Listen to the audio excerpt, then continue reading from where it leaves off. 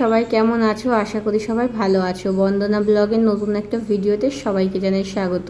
আজকে লোকনাথ পুজো আর বান্ধবীর বাড়িতে নেমন্তন্ন আছে। সকাল সকাল চলে এসেছি বান্ধবীর সাথে দেখা করতে। এসেই দেখো এই বাবুটাকে একটু আদর করছে। এটা হচ্ছে আমার বান্ধবীর ছেলে।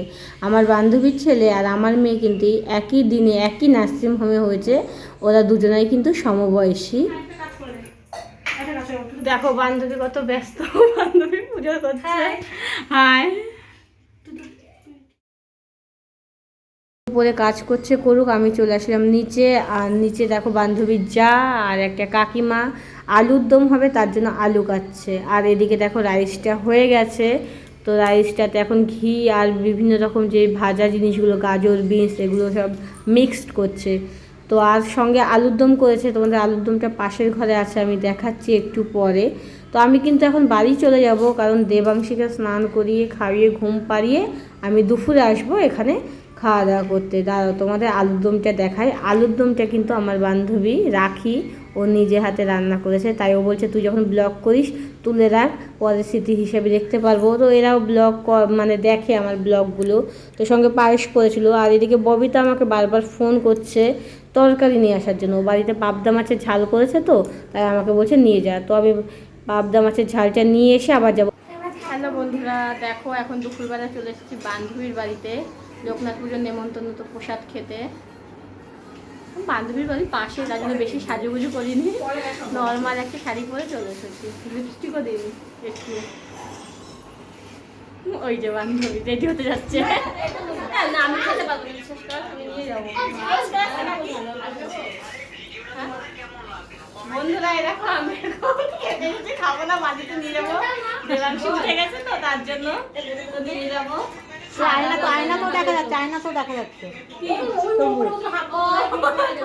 দেখো এক বান্ধবীর বাড়ি থেকে চলে এসেছি আর এক বান্ধবীর বাড়ি। অ্যাকচুয়ালি আমাদের পাশের বাড়ি কাকিমার বাড়িতে পুজো। আর কাকিমার মেয়ে, তার নাম রাখি, এর নামও রাখি। তো রাখি নামে কিন্তু আমার অনেকগুলো বান্ধবী। তো সে ডাকলো প্রসাদ নেওয়ার জন্য। তো আমি বললাম আমাকে অল্প করে প্রসাদ দে। বাড়িতে প্রসাদ রয়েছে, প্রিয়াঙ্কা পাঠিয়ে দিয়েছে, আবার ববিতা তরকারি পাঠিয়ে দিয়েছে। আজকে মানে খাওয়া দাওয়া করে দুপুরে ব্লগটা শেষ করে দেবো। সন্ধ্যাবেলা থেকে আর কিছু তুলিনি। তারপরে কালকে আবার যখন মানে চলে যাব, কালকে সকাল সকালই বাড়ি থেকে যাব, তখন আবার তোমাদের সাথে ব্লগ ভিডিও শেয়ার করব। হাই বলবে না? হাই বলো, বাড়ি যাচ্ছি বলবে না? বকে দাও সবাইকে। বকবাও না। হ্যাঁ হ্যাঁ, ওই দেখো ভিডিও অন করেছি। দেখো বন্ধুরা রেডি হয়ে গেছি সকাল সকাল।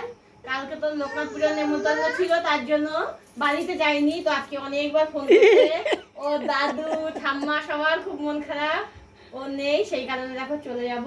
মুক্তি কাকিমা অনেকবার ফোন করেছে, কত করে টিপ করেছি, আমার টিপের পাতায় মেয়েটা হারিয়ে দিয়েছে।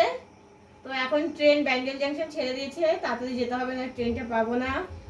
তাহলে দেখতে থাকো ব্লগটা, বেশি বড় করবো না, তাড়াতাড়ি শেষ করে দেবো ব্লগটা আজকে। টাটা করে দাও। দেখো আমি চলে যাব বলে আমার বান্ধবী সকাল সকাল ঘুম থেকে উঠে আমার সঙ্গে দেখা করতে এসেছিল। ওই যে সেই ঠোঁট কেটে গেছে সেইটা। মাসিকে টাটা করে দে। হ্যাঁ মাসিকে টাটা করে দাও। মাসি মুনু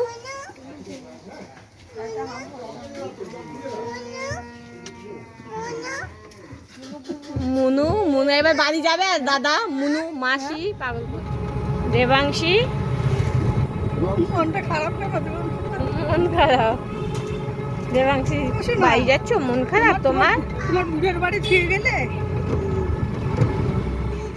দিদা আসছে, টিকিট কাটতে গেছে দিদা। টিকিট আসো, চলো আমরা চলো যাই। বন্ধুরা গুপ্তধরা স্টেশনে চলে এসেছি। ট্রেন হচ্ছে জিরাট, এখনো দেরি আছে 15-20 মিনিট। তো অপেক্ষা করবো। প্রচুর রোদ্দুর, ভাবলাম সকাল সকাল যাবো যাতে রোদে না বেরোতে হয়, সেই রোদেই বেরোলাম।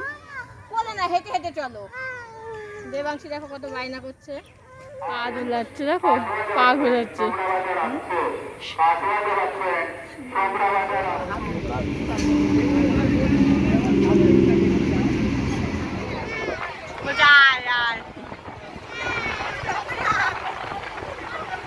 যাবা? তো ট্রেন এখন বাগনাপাড়া ছাড়লো, এরপর ধাত্রীগ্রাম, তারপরে সমুদ্রগড়। আর দেবাংশীর বাবা কিন্তু দেবাংশীর জন্য স্টেশনে বসে আছে।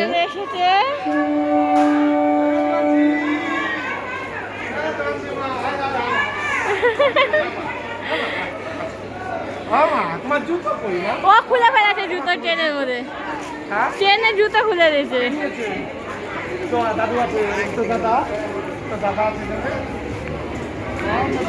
আমরা স্টেশনে আসার পরে দেবাংশীর দাদু ফোন করলো যে আমরা কত দূর। উনি কিন্তু রাস্তার সামনে এসে দাঁড়িয়েছিল, অনেকবার করে পায়চারি কাটছিল।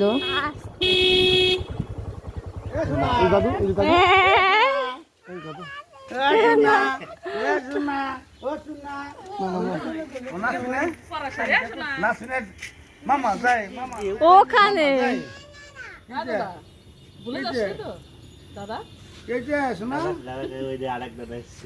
এইটা তো আরেক দাদা চলে এসেছে। আমার দিকে তাকালো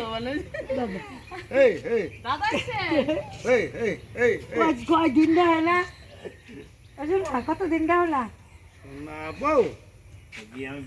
দাদু স্কুটিতে চাপতে হবে। আসি কোথায় যাবি? নামো নামো নামো নামো নামো।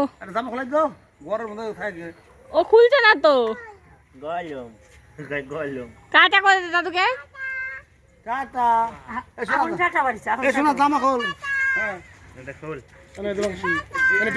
আমি এদিকে বাড়ি ছিলাম না, আর বাড়িতে এসে দেখি আমার শাশুড়ি মা আমাদের কলপাটটা একদম পরিষ্কার ঝকঝকে করে রেখেছে। আর রান্নাঘরে ঢুকে দেখি আমার যে কড়াইটা একটু নোংরা নোংরা হয়েছিল সেটা একদম সুন্দর করে চকচকে করে মেজেছে, একদম যেন রূপোর মতন চকচক করছে। আর দেবাংশীর বাবা এদিকে সমস্ত রকম বাজারঘাট করে রেখেছে, যাতে আমার মানে এসে বলতে না হয় যে এইটা লাগবে ওইটা লাগবে। দেখি চালের বস্তা বলো, গ্যাস সিলিন্ডার, কাঁচা বাজার, কিছু মুদিখানা সদাই সব এনে রেখেছে।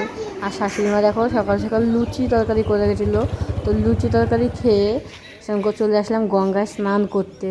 তো আমি স্নান করেছিলাম, তাই আমি পাড়ে দাঁড়িয়েছিলাম। দেবাংশীকে ওর বাবা স্নান করাচ্ছিল, আর ওর দাদুও কিন্তু চলে এসেছে আমাদের পেছন পেছন বাইক নিয়ে। তো দেখো দেবাংশীকে স্নান করে দিচ্ছে। আর এদিকে দেখি আমার শাশুড়ি মা আজকে আমাকে রাঁধতে দেয়নি, কারণ আমি যেহেতু জার্নি করে এসেছি।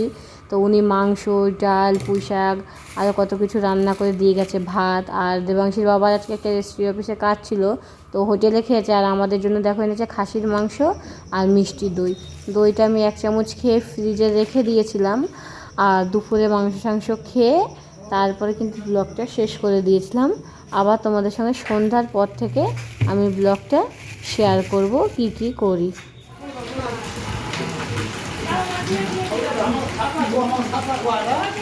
ওকে ঘরে ফিরে আসো, তারপরে আমি যাচ্ছি। তুমি যাও না, আমি যাচ্ছি।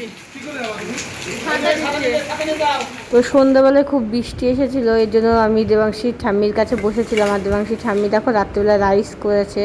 আর দেবাংশীর বাবা আবার রাত্রিবেলায় হোটেল থেকে রুটি কিনে এনেছে, যাতে আমার রান্না করতে না হয়। তো শাশুড়ি মা যে রাইস আর চিকেন কষা দিয়েছিল আর এই যে রুটি, এই দিয়ে রাতে ডিনার করব। দেবাংশীর বাবা রাইস ভালোবাসে না বলে ওকে অল্প কটা ভাত দিয়েছিলাম। আর এদিকে দেখো কারেন্টও চলে গেছিলো তখন।